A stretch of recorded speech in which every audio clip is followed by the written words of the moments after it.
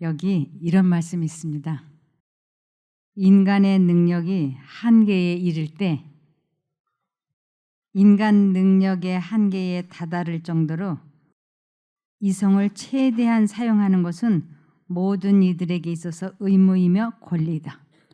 우리들이 이성을 활용을 해서 감정 조절하는데 본인의 의지의 힘을 최대한도로 발휘해야 되는 것은 의무이며 권리다 그랬어요. 그러나 인간의 능력이 못 미치는 곳이 있다. 인간의 능력이 미치지 못하는 곳이 어딘가? 가장 강력한 지성으로도 결코 설명할 수 없는 것들이 얼마든지 있고 가장 통찰력이 뛰어난 마음으로도 식별할 수 없는 것들이 많이 있다 그랬어요. 이 세상에는 인간의 이해력으로 도저히 생각할 수 없고 알 수 없는 것들이 많이 있습니다. 근데 특별히 왜 사람들이 품성이 다듬어지지 않는 걸까요? 왜 성격이, 본성이 변화되지 않는 걸까요? 그거는 사람의 힘으로 할 수 없는 일이라서 못하는 거예요. 그것이 사람의 힘으로 될 수 있는 것이라면 했죠.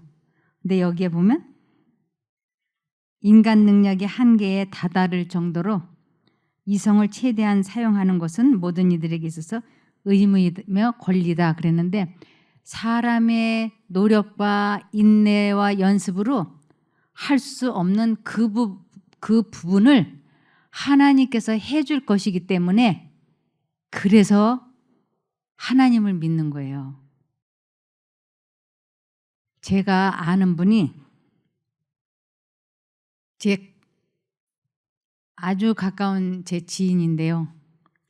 그분의 남편은 한두 번만 이렇게 기분 나쁘면 그냥 폭발을 해버려요. 아주 무섭게 폭발을 해요.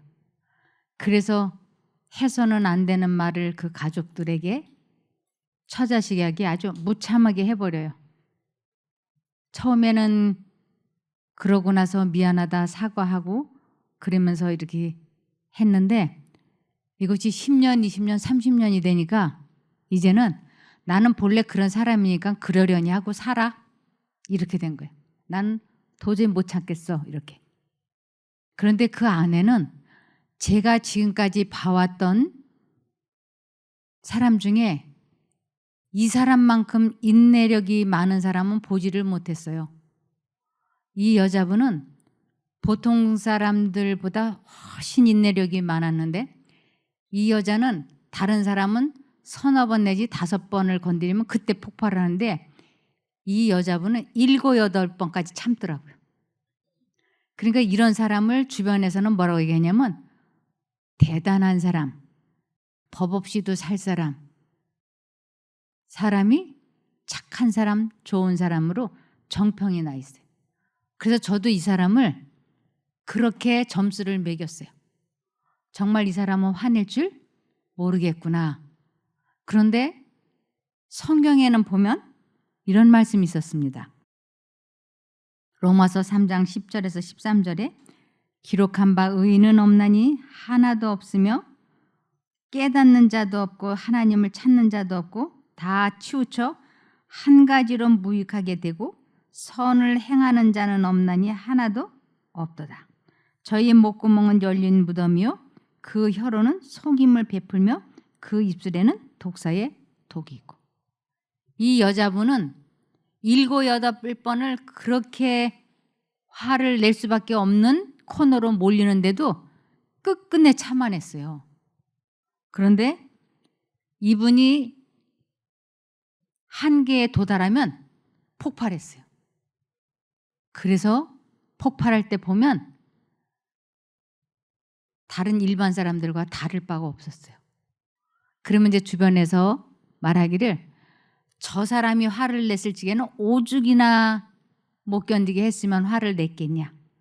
그래서 이 사람을 다 동정을 했어요. 그런데 이분이 자기는 저한테 그랬어요. 나는 사람을 미워하고는 못 살아요. 그래서 사람을 사랑할 수밖에 없는 성격이고, 화를 내고 나면 너무 괴로워서 화를 내기 싫어요. 그런데 화를 내고 나면 후회가 되고 죄책감에 많이 시달립니다. 그러더라고요. 그런데 이 여자도 자기 남편은 한두 번 만에 폭발을 해서 분노 조절 장애자가 됐고, 이 사람은 7, 8번까지 아주 끝까지 잘 참아내지만 결국에는 한계에 부딪히면 폭발했어요. 그런데 이 여자를 의인이라고는 할 수 없어요. 절대로 이 여자를 의인이라고는 할 수 없는 게, 인간적인 인내심은 많아. 보통 사람이 한 5번 정도 건드려서 화를 내도 그 사람은 법 없이도 살아. 참 사람 좋아. 이렇게 칭찬을 해주는데, 이 여자분은 제가 봐온 사람들 중에서는 이만한 사람이 없었어요. 너무너무 잘 참고 아주 정말 주변에 덕을 베풀고, 어떻게 이런 사람이 있을까 싶을 만큼 좋았지만 그도 결국은 의인이 되지 못했어요. 근데 그 사람이 하마터면 의인이 될 뻔했어요. 하마터면 어떻게 하면 이 사람이 의인이 될 뻔했는가? 설명할 수 없는 두 속성의 연합. 만약 그리스도의 신성이 인성과 융합되지 않았더라면, 이것은 예수님의 마음속에 하나님 아버지의 신성이 들어가지 않았더라면, 예수님은 완전한 사람이었잖아요. 그분 마음속에 아버지 하나님의 성령이 들어간 것을 인성과 신성의 결합이라 그래요. 예수님께서는 사람들에게, 여러분 나를 보세요. 나는 여러분과 똑같은 이런 사람이에요. 그런데 내가 마음속에 아버지 하나님의 성령을 모셨기 때문에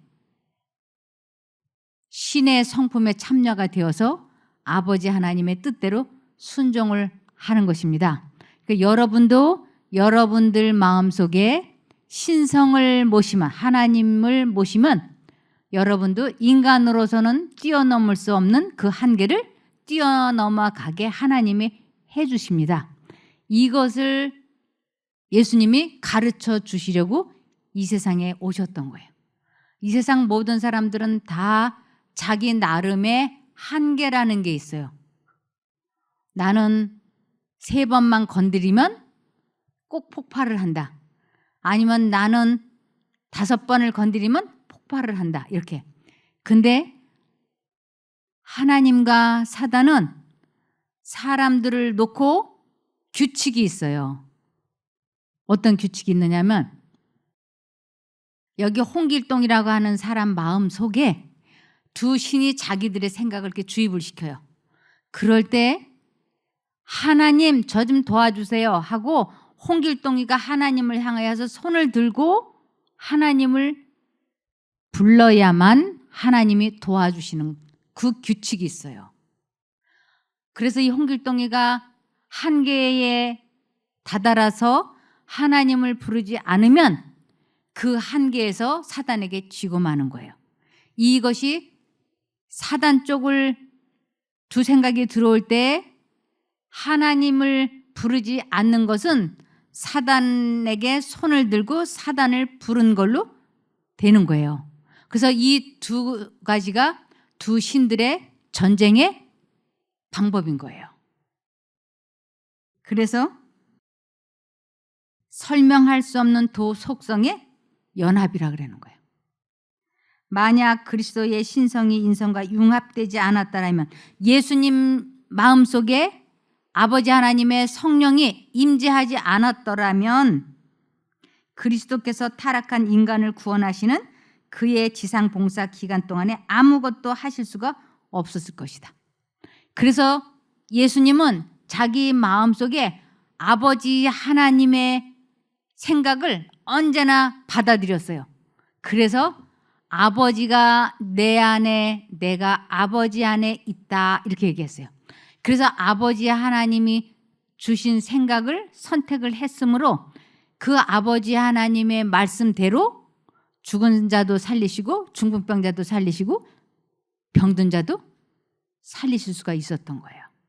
그러면서 내가 아버지 안에 있고 아버지가 내 안에 있는 것 같이 너희도 내 안에 거하라. 그리하면 너희가 나와 같이 될 것이다. 이렇게 말씀을 하셨던 것입니다. 이것은 창조 때부터 아담과 하와가 죄짓고 난 직후부터 지금까지 이 세상의 수많은 사람들에게 이 성경을 읽으면 깨달을 수 있도록 자세히 써놨어요. 아주 자세히. 그래서 여기 계속해서 보시면 한계가 있는 인간의 능력으로는 이 놀라운 신비를 명확하게 밝힐 수가 없다. 인간은 누구에게나 다 한계가 있어요. 그래서 마음속에 그리스도를 모셔야만 이 한계를 뛰어넘어갈 수가 있습니다. 그리스도를 마음에 모시지 않고서는 누구든지 다 한계에 걸린다고 하는 것이에요. 그 신비란 두 속성, 곧 신성과 인성의 융합을 말하는 것이다. 우리는 그것을 결코 설명할 수가 없다. 내 마음속에 예수님을 내가 모셔드리는 것을 두 생각이 들어올 때 사단의 생각을 포기하기로 결심하는 것, 포기하는 것, 그것이 자아를 부인하고 자기를 부인하고 자아 희생이고 십자가를 지는 것이다. 그리고 내가 이 생각을 포기하겠다고 결심을 하고 하나님을 부르는 것, 하나님을 선택하는 것, 그래서 그분의 말씀을 내 마음에 선택을 해서 그 말씀의 씨앗이 내 속에 심겨져서 그분의 능력이 내 속에서 실제적으로 성취되는 것을 믿음이라 그러고 이것을 비밀이다 그런다. 제가 이렇게 설명은 지금 이렇게 해드렸어요. 근데 이것을 실제적으로 체험하고 실제적으로 경험하는 것은 각자의 몫인 거예요. 누구도 이것을 대신 해줄 수 없다고 하는 것입니다. 그래서 그 신비란 두 속성, 곧 신성과 인성의 융합을 말하는 것이다. 우리는 그것을 결코 설명할 수가 없다. 인간은 경탄하고 그리고 침묵할 수밖에 없다. 그렇지만 사람에게도 신의 성품에 참여할 수 있는 특권이 주어져 있다. 두 신의 생각이 들어올 때 사단의 생각을 포기하고 하나님을 선택을 하는 것을 신의 성품에 참여할 수 있는 특권이 주어져 있다고 하는 것입니다. 이 방법으로 인간은 어느 정도 그 신비 속으로 들어가 볼 수가 있다. 여기 아침에 자동차가 한 대 서 있더라고요. 우리 마당에. 그래서 이 사람이 이 차 못 보던 차인데 이 차가 누구 차지? 근데 썬팅이 새까맣게 돼 있는 거예요. 제가 누구 차인가 보려고 이 속에 사람이 있나 없나 그래서 이렇게 해가지고 아무리 내부를 들여다보려고 해도 안 보이는 거예요. 새까맣게 썬팅이 돼서. 그러더니 잠시 후에 한 사람이 나오더니 저보고 여기 마을 사람인데 차 잠깐 주차했다 갈 거니까 양해해달라고.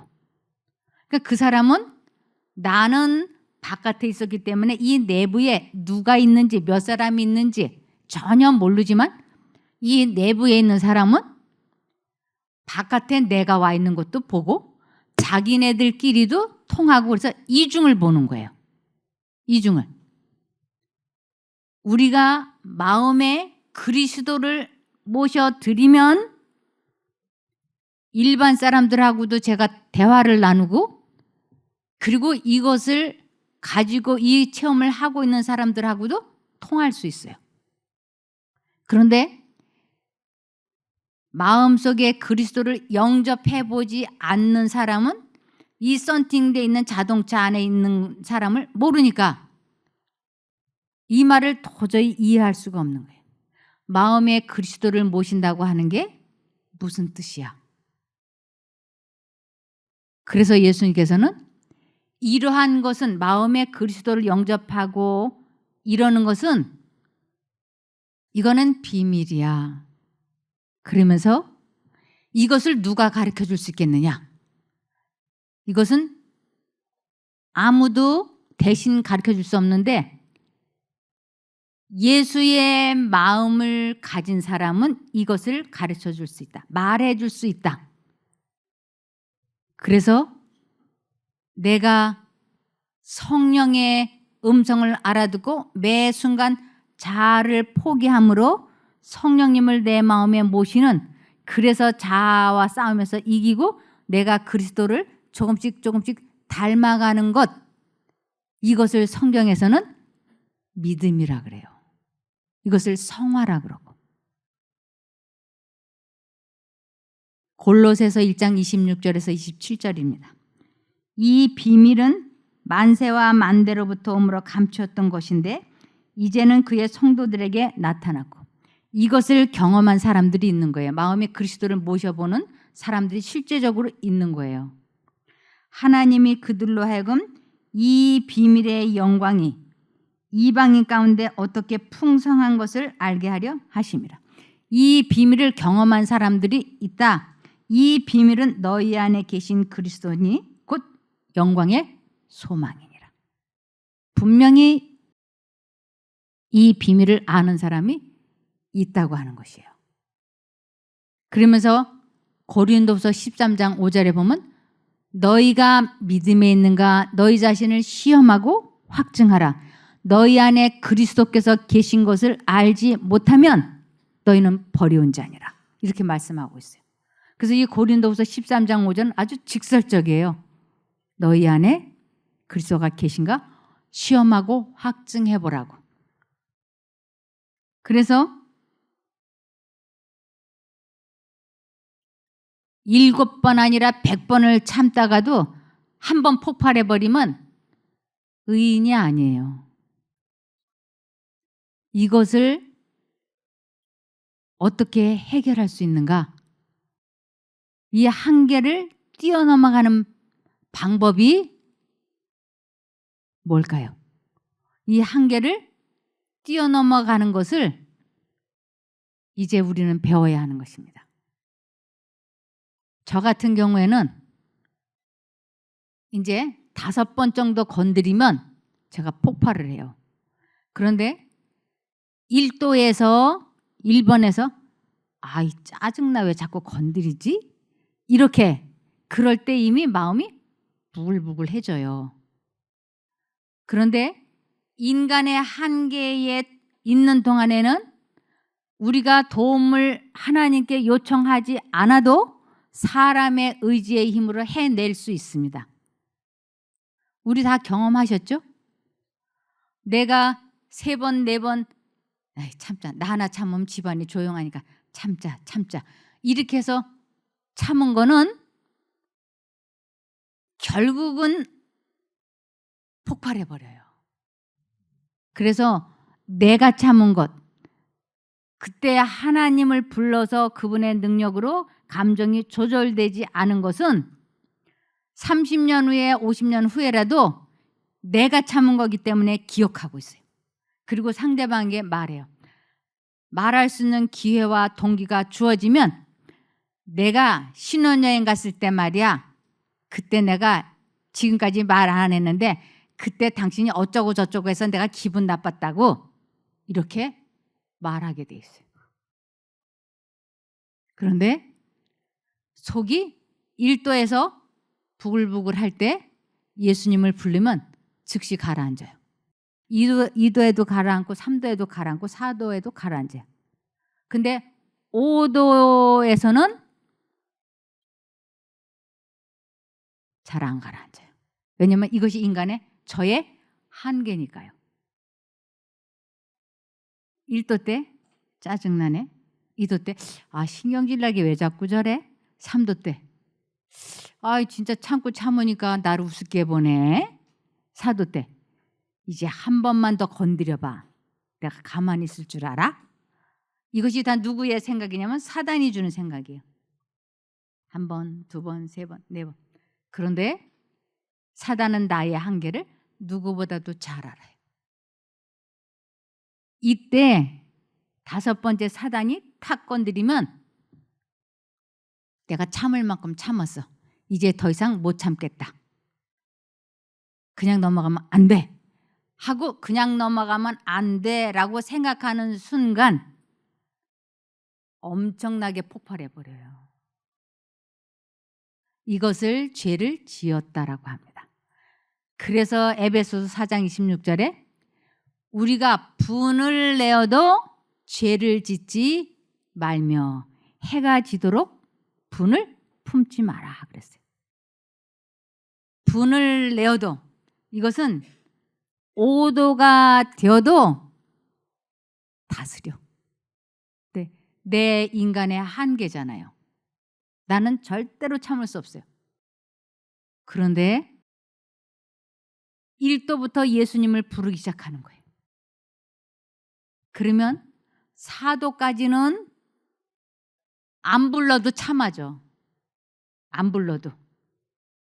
그런데 5도째는 죽기 아니면 살기로 불러야지 돼요. 왜냐하면 이것이 인간의 한계에 도달했으니까. 그래서 인간의 한계에 내가 도달했을 때 예수님을 부른다는 것은 하나님, 제가 하나님의 도움이 절대적으로 필요합니다. 도와주십시오. 하는 신호탄으로 예수님 부르는 거예요. 이게 기도예요. 많이 졸리시죠? 이게 신호탄. 그래서 예수님을 그때 혼신의 힘을 다해서 부르면 내 결심도 확고해졌고, 그래서 하나님을 부르고 그러면 이 오도가 그냥 넘어가요. 이것이 한계를, 인간의 한계를 넘어가는 것은 내 힘이 아니고 그때 누구를 불렀어요? 예수를 불렀기 때문에 내가 참은 게 아닌 거예요. 그래서 예수를 그때 불러서 그분이 그 오도를 그냥 휙 넘어갔어. 그런데 사단이 또 건드려. 6번 또 예수님 불러. 또 넘어가. 이렇게 해서 자신과의 싸움에서 이길 수 있게 되는 것을 예수를 선택을 해서 그분이 이기게 해주었다라고 해서 믿음으로 말미암는 의다라고 하는 거예요. 그러니까 다른 사람들에게 이야기할 때 내가 참고 내가 인내했어요, 이 말이 안 나오죠. 실제로 나의 한계는 5이었는데 5점이었는데 실제로 이 한계를 뛰어넘어갈 수 있게 된 것은 전적으로 사람의 의지의 힘과 선택력과 하나님의 능력이 결합이 되었을 때 도저히 뛰어 건널 수 없는 강을 휙 하고 그분이 건너게 해준 거예요. 이것을 체험해 보는 것을 하나님을 만났다, 하나님을 믿는다, 하나님을 사랑한다, 하나님을 안다, 자아를 포기했다, 이러는 거예요. 그래서 이것을 사망에서 생명으로 건너갔다 그래요. 인간의 한계를 초월을 해서 해냈어. 그것을 사망에서 생명으로 건너갔다. 유한한 지력을 가진 인간이 구속 사업을 이해한다는 것은 불가능한 일이다. 그 오면은 인간의 지식의 한계를 초월한다. 이건 자신과의 싸움에서 이기는 것은 인간의 지식의 한계를 초월하는 거예요. 그러나 사망을 떠나 생명으로 건너간 자는 그것이 하나의 거룩한 실제임을 깨닫는다. 5번째 폭발해버리면 사망의 사람이에요. 근데 예수를 불러서 6, 7, 8번을 계속 그분에 의해서 참아냈어. 이것을 사망을 떠나 생명으로 건너간 자는 그것이 하나의 거룩한 실제임을 깨닫는다. 거룩함이란 뭔가 온전한 자아 포기를 거룩함이라 그래요. 그래서 이것은 실제적인 실제다. 우리가 이곳 지상에서 개인적인 경험을 통하여 구속의 시작을 알 수 있을지라도 그 결과는 영원한 세대에 미친다. 구속의 시작을 그때부터 경험하는 거예요. 내가 모태교인으로 70년, 80년을 살았다 할지라도 이 체험을 하지 못하면 계속 죄의 종로로 살기 때문에 계속 사망의 사람인 거예요. 그런데 지상에서 개인적인 경험을 통하여 구속의 시작을 알았다 할지라도 그 결과는 영원한 세대에 미친다. 이것을 계속 하는 사람이 구원을 이루어간다고 하는 것입니다. 그래서 생명을 발생시키는 유일한 힘은 하나님께로부터 온다. 생명을 발생시키는, 죄와 싸워서 이기는 그 체험은 하나님께로부터 온다. 내가 아무리 참아야지, 인내해야지 해봐야 안 돼요. 그래서 나는 안 된다. 나는 언제나 이 한계에 가면 무릎을 꿇는다. 이것을 철저하게 알고 있는 사람은 하나님을 계속 부를 수밖에 없어요. 인간의 노력이 미칠 수 없는 한계가 있어서 그것을 넘으면 인력으로는 아무것도 할 수 없다. 인간의 노력이 미칠 수 없는 한계가 있다는 것이. 이 사람은 5번째만 건드리면 틀림없이 폭발해. 그러면 마귀들은 이 사람을 5번째 폭발하도록 공작을 짜는 거예요. 그럼 빵 터져. 그러면 하나님 보셨죠? 이 사람 제 사람입니다. 그럼 하나님께서 가만히 있으실 수밖에 없는 거예요. 그래서 모세는 인간의 지혜로 한계에 부딪힐 때마다 언제나 준비된 돕는 자에게서 도움을 발견하였다. 모세는 그 수많은 사람들을 이끌고 광야를 지나갈 때 자기의 한계를 계속 느끼면 그때마다 하나님께 무릎을 꿇고 도움을 받아서 그 임무를 수행할 수 있었던 것입니다. 인간의 마음에 일어나는 변화, 곧 인간의 품성의 변화는 살아계신 구주께서 영혼을 구하시려고 역사하고 계심을 보여주는 기적이다 그랬어요. 이 품성의 변화는 기적이에요. 그래서 우리가 한계에 자꾸 부딪히고 아무리 노력해도 나의 악습을 고칠 수 없고 나의 본성을 바꿀 수 없다라고 괴로워할 때 하나님께서는 이렇게 말씀하셨어요. 마태복음 11장 28절에서 29절에 수고하고 무거운 짐진 자들아 다 모두 내게 오너라. 그러면 내가 너희를 쉬게 할 것이다. 이 쉬게 해준다. 평안을 주겠다. 나는 마음이 오냐고 겸손하니 내 멍에를 메고 내게 배워라. 이 멍에라고 하는 것은 2가지의 의미가 있습니다. 하나는 내가 싫어도 반드시 해내야 되는 어떤 일이나 의무나 이런 것도 멍에라 그래요.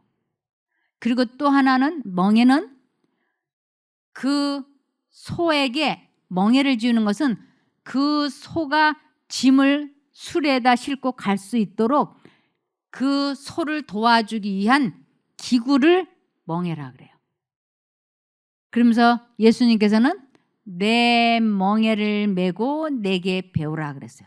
예수님에게 이 멍에가 뭔가 예수님의 멍에 그것은 아버지 하나님의 율법도 멍에예요. 반드시 지켜야 되는 것이니까 반드시 해야 돼. 그러면서 이 반드시 순종을 해야 되는 이것을 할 수 있게 도와주는 분이 성령이셨어요. 그래서 예수님은 아버지 하나님의 뜻에 자기의 힘으로 순종한 게 아니고 성령에 의하여 아버지 하나님의 뜻에 순종을 했던 거예요.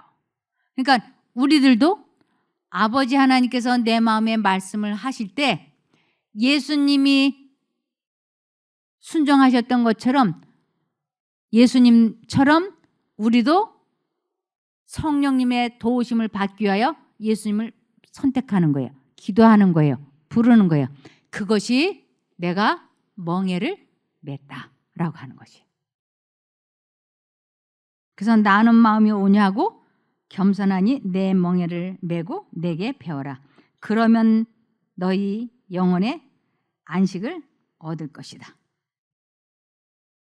왜 우리가 이러면 안 되는데 이러면 안 되는데 하면서 자꾸 넘어지는가? 하나님과 분리되어 있기 때문에.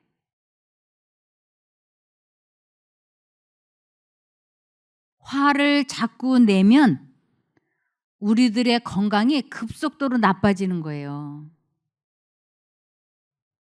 제가 아주 조급하고 화를 잘 내는 특성이 있어요.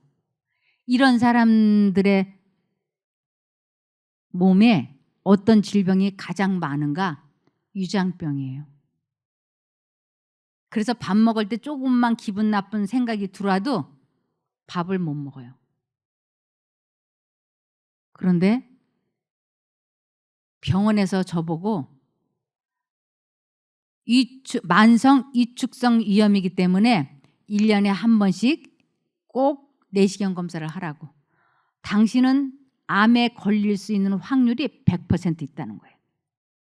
그래서 제가 매해 3월이면 가서 위장 내시경을 해요. 나의 감정과 위장이 연결되어 있는 것 같아요. 조금만 기분 나쁘고 그러면 바로 소화가 안 되고 딱 뭉쳐버린 것 같아요. 그럼 물 한 모금도 안 넘어가요. 이것을 제가 약을 먹고 운동을 하고 별별 걸 다 해봤어요. 근데 안 되는 거예요. 그러나 그때 자아 포기. 제 마음속에 기분 나빠. 저 사람 왜 저래? 하는 생각과 그냥 이해하고 넘어가. 그냥 넘어가. 아니야, 이것을 남편에게 얘기를 해가지고 이걸 해결을 해야 돼. 그냥 넘어가. 이렇게 두 생각이 들어요. 왔다 갔다 왔다 갔다. 이럴 때 이제 내가 뜻을 정해야지 돼. 어느 쪽을 선택할 것인가. 이걸 남편과 의논해서 이걸 짚고 넘어가야 돼. 아니야, 그냥 넘어가. 왔다 갔다. 그럴 때 상대방에게 희망과 용기를 주는 말이 아니면 그냥 넘어가 하고 다시 하나님의 생각이 제 마음에 들려와요. 상대방에게 희망과 용기를 주는 말이 아니니까 그냥 넘어가. 아니 그래도 그렇지 어떻게 이걸 그냥 넘어가? 두 생각. 그런데 그래 그냥 넘어가자 하고 하나님 쪽을 선택하기 위하여 이 기분 나쁜 생각을 아무에게도 말하지 않고 그냥 내 속에서 포기해 버리겠다고 굳은 결심을 하고 뜻을 정하는 것을 자아가 죽었다. 내가 죽었다라고 하는 거예요.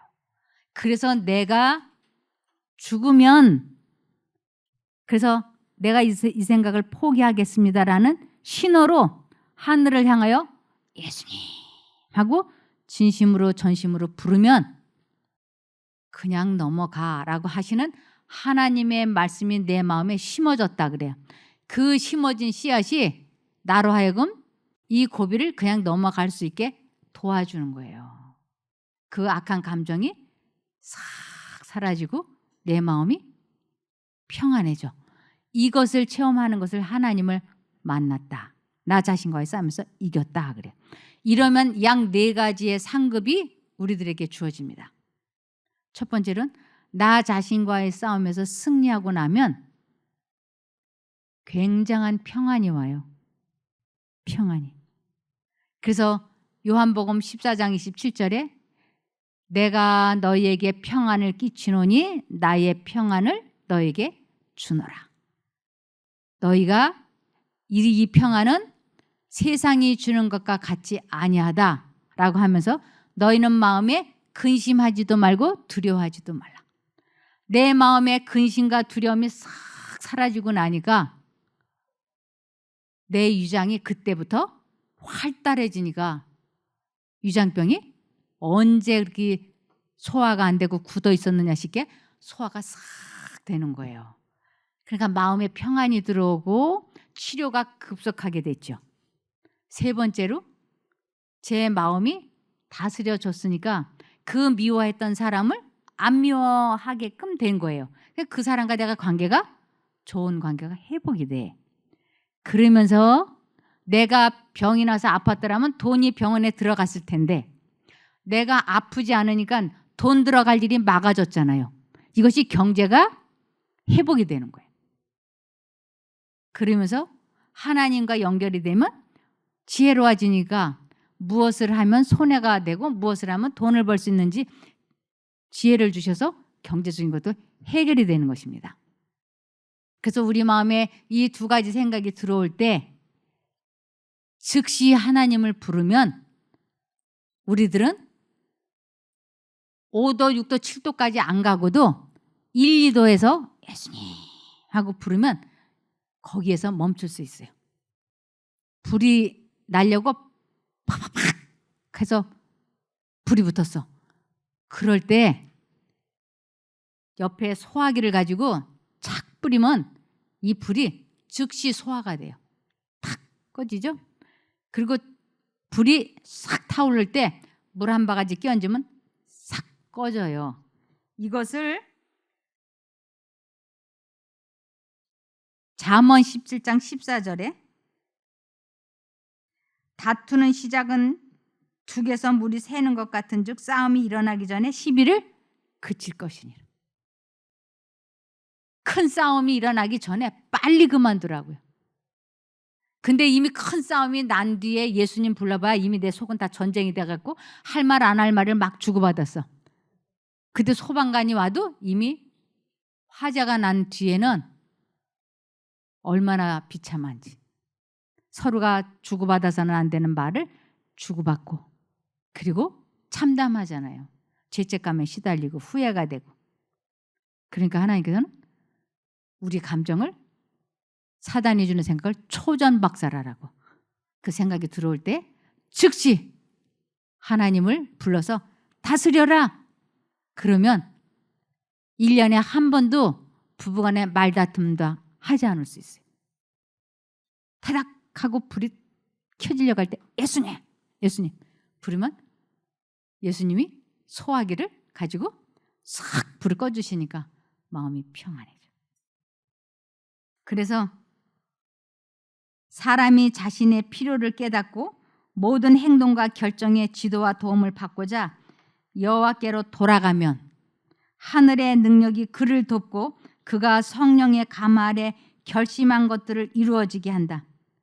아, 내가 이제 이렇게 살면 안 돼 하고 성령의 감 아래 결심한 것들을 이루어지게 해준다고.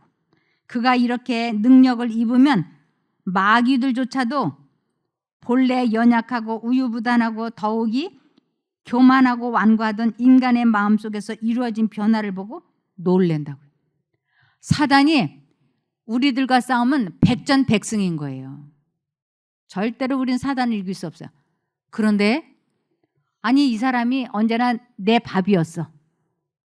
그런데 아니 내가 불을 지르려고 그러는데 이 불이 안 붙네. 그럴 때 어떻게 한다고 했어? 마귀들도 놀랜다고.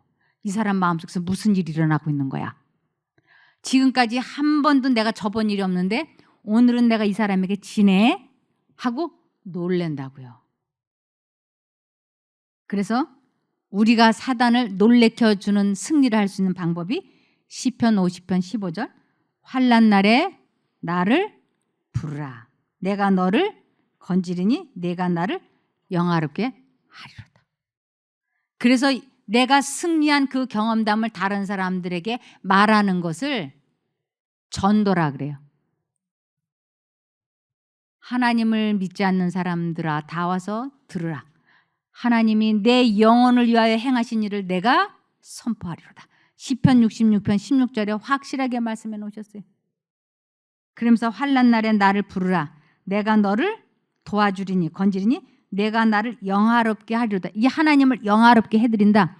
하나님이 나를 기가 막힐 웅덩이와 수렁에서 건져주셨어. 하나님이 이것을 하나님을 영화롭게 해드린다고 하는 것이. 근데 이것을 체험해보지 못하면 내가 좀 이렇게 해다가 좀 이겨봤다. 그러면 내가 했어 이렇게 된다니까요. 그래서 잠언 26장 11절에 개가 그 토한 것을 먹는 것 같이 미련한 자는 하나님과 분리된 사람은 그 미련한 것을 거듭 행하느니라. 아, 내가 왜 똑같은 죄를 왜 계속 짓고 있지? 하나님과 분리된 미련한 자라서. 그래서 사람들이 죄가 뭔가 하나님과 분리된 것이 죄예요. 그래서 내가 하나님을 선택하면 하나님과 연결이 돼서 하나님과 연결된 사람만이 죄와 싸워서 이길 수 있게 되는 것입니다. 그래서 시편 66편 16절에 하나님을 두려워하는 너희들아 다 와서 들으라. 하나님이 내 영혼을 위하여 행하신 일을 내가 선포하리로다. 이것을 전도라고 하는 것이에요. 그러면서 로마서 10장 13절에 누구든지 주의 이름을 부르는 자는 구원을 얻으리라. 아주 분명하게 말씀을 하셨습니다. 베드로전서 4장 7절에 만물의 마지막이 가까웠으니 그러므로 너희는 정신을 차리고 근신하여 기도하라. 우리들이 해야 할 것은 마음과 정신을 하나님께 고정시키는 것밖에 없어요. 그러면서 빌립보서 2장 5절에 너희 안에 이 마음을 품으라. 곧 그리스도 예수의 마음이니. 끊임없이 예수님을 선택한다는 것을 예수의 마음을 품는다라고 하는 것입니다. 예수의 마음을 품으라 그러니까 어떻게 해야 예수의 마음을 품는지 알 수가 있어야지. 근데 두 가지 생각이 들어올 때 먼저 사단이 주는 생각을 포기하겠다고 결심을 하고 예수님을 부르는 것. 그래서 그분의 말씀이 내 속에서 성취되어지는 것을 너희 안에 예수의 마음을 가졌다라고 하는 것입니다. 그래서 사람은 절대로 스스로 생각을 만들어서 할 수 없다고 하는 이 원리를 이해하고 깨달을 때야 비로소 예수를 선택하게 돼 있어요. 이 생각을 내가 만들어서 하고 있다라고 속고 있으면 예수를 부를 필요가 없어. 그런데 분명히 나는 생각을 만들어서 할 수 없는 존재이기 때문에 내 마음에 그 생각하고 싶지 않는 죄책감이나 후회나 분노나 질투나 이런 것이 계속 생각나잖아요. 내가 만일 생각을 만들어서 할 수 있는 존재라면 그런 생각이 들어올 때 탁탁 안 해야죠. 누가 그걸 만들어서 하고 싶어 하겠어요. 근데 그 생각을 계속 하잖아요. 이것은 내가 생각을 만들어서 하는 게 아니고 사단이 생각을 만들어서 주입시키고 있다고 하는 걸 증명하는 것입니다. 그래서 두 생각이 사람 마음속에 치고 들어온다고 하는 것을 10계명 중에서 제1계명이 너는 나 외에 다른 신들을 내게 있게 말라 하고 말씀을 하신 것이. 그래서 요한복음 15장 4절과 5절에 내 안에 거하라 나도 너희 안에 거하리라. 어떻게 주 안에 거하는가? 그분의 생각을 선택하는 것을 주 안에 거한다. 그래서 주님이 내 마음에 넣어준 생각을 내가 선택을 하면 주님의 생각이 내 안에 있고 내 안에 있는 생각이 주님과 연결되어 있다. 이것을 내 안에 거하라 나도 너희 안에 거하리라. 그분은 포도나무고 나는 가지예요. 그래서 가지가 내가 주님과 연결이 되면 포도나무 열매 품성이 많이 변화가 돼요. 그러나 가지가 떨어지면 나무와 가지가 분리가 되면 이 가지는 말라 비틀어진다고 하는 것입니다. 그래서 내 안에 거하라 나도 너희 안에 거하리라. 가지가 포도나무에 붙어 있지 아니하면 절로 과실을 맺을 수 없음같이 너희도 내 안에 있지 아니하면 그러하리라. 나는 포도나무요 너희는 가지니 저가 내 안에 내가 저 안에 있으면 이 사람은 과실을 많이 맺나니 나를 떠나서는 너희가 아무것도 할 수 없습니다. 그래서 우리 예수님은 아버지 하나님의 생각을 여과 없이 받아들이셨어요. 그래서 예수님 뭐라고 하냐면 아버지와 나는 하나다라고 말씀하셨어요. 그래서 예수님의 생각을 제가 여과 없이 받아들이면 예수님과 나는 하나다. 그리고 이것을 제가 여러분들에게 지금 말씀을 드리고 있지 않습니까? 그래서 여러분들이 예수님의 생각을 계속 선택하면 여러분과 저는 주 안에서 하나가 되는 거예요. 그래서 이것을 체험해보고 있으면서 내 생명이 멈췄다. 이것을 자금 이후로 주 안에서 잠든 자들에게 영생이 있다라고 하는 것이에요. 그렇게 되기를 바라며 말씀을 마치겠습니다. 하늘에 계신 저희들의 아버지 하나님, 저희들이 인간의 한계를 뛰어넘을 수 있는 방법을 이제 배웠습니다. 매 순간마다 그 한계를 뛰어넘는 방법을 알지 못해서 그때 넘어졌습니다. 그러나 이제는 이 진리를 배웠으니 꼭 주님을 의지하여 승리하는 경험들을 하게 도와주시옵소서. 초전박살하여 큰 싸움이 마음속에서 일어나지 않게 주님께서 주님의 이름이 언제나 생각나고 기억나게 도와주시기를 예수님 이름으로 기도드리옵나이다. 아멘. 감사합니다.